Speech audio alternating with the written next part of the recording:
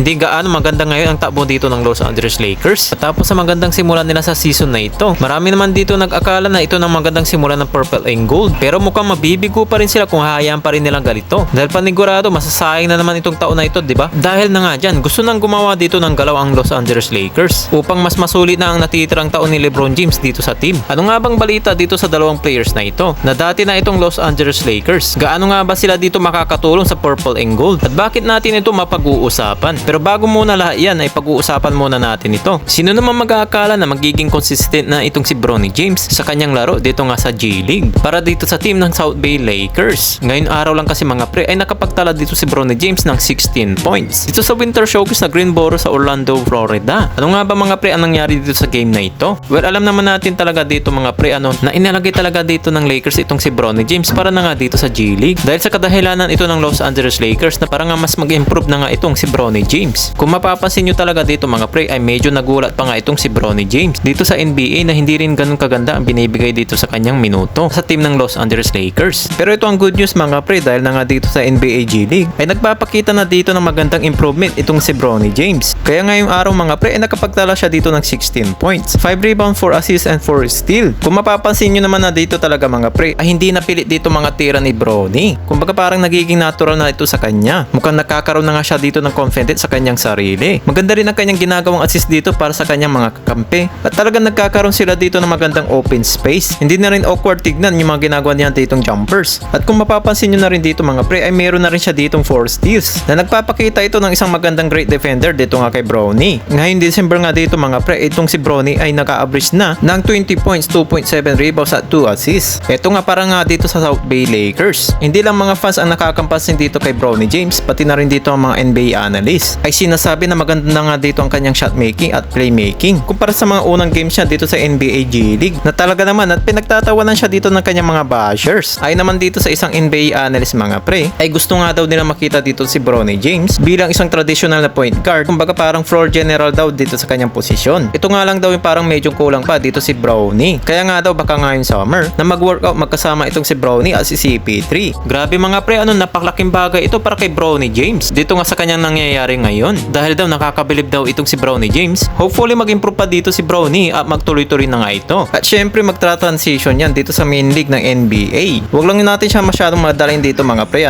basta maging consistent lang siya dito. Dahil bata pa naman siya dito sa liga at patunayan dito sa kanyang sarili na kaya niya na makipagsabayan at mabigyan pa siya dito ng minuto sa Los Angeles Lakers. So far naman dito mga pre naging successful naman dito mga plano ng Los Angeles Lakers para nga dito kay Bronny James. Habang dito naman sa sitwasyon ng Los Angeles Lakers, marami naman dito nag-aakala na maganda ng sitwasyon ng team ng Purple and Gold dahil maganda dito ang kanilang panimula. Pero nananatili pa rin sila dito sa alanganin at kinakailangan pa rin nila ditong kumilos at baguhin ang kanilang mga roster. Well, ayon naman dito kay Joan Vuan ng official ng reporter ng Lakers mula sa The Athletic dahil ang Lakers dito ay nasa market sa mga dating players nila na itong si Kyle Kuzma at itong si Lonzo Ball. Sigurado naman na malaki maitutulong ito para sa Los Angeles Lakers dahil itong si Lonzo Ball mayroon siyang role dito na parang si Derek White na high IQ shooter and defensive guard. Bagay nga ito na kumapit kay LeBron at hindi niya kailangan dito maging ball dominant. Dahil ang Chicago Bulls ay naghahanap na rin dito ng katrade niya at ganun din kay Kyle Kuzma. Nababalitan na rin dito sa kanya ang mga trade. Makikita naman natin dito mga pre kung magagawa ba ng Lakers na talunin ang mga offer ng ibang teams na nagpapakita ng interest dito kay Kyle Kuzma. Pero ang tanong lang dyan mga pre ay sino nga ba magiging kapalit nila sa mga Los Angeles players ngayon? Sa dalawang players na ito malaking pagbabago ang magagawa nila dito sa team ng Lakers na kung saan hindi maiwasan dito mag-struggle sa standing sa Western Conference.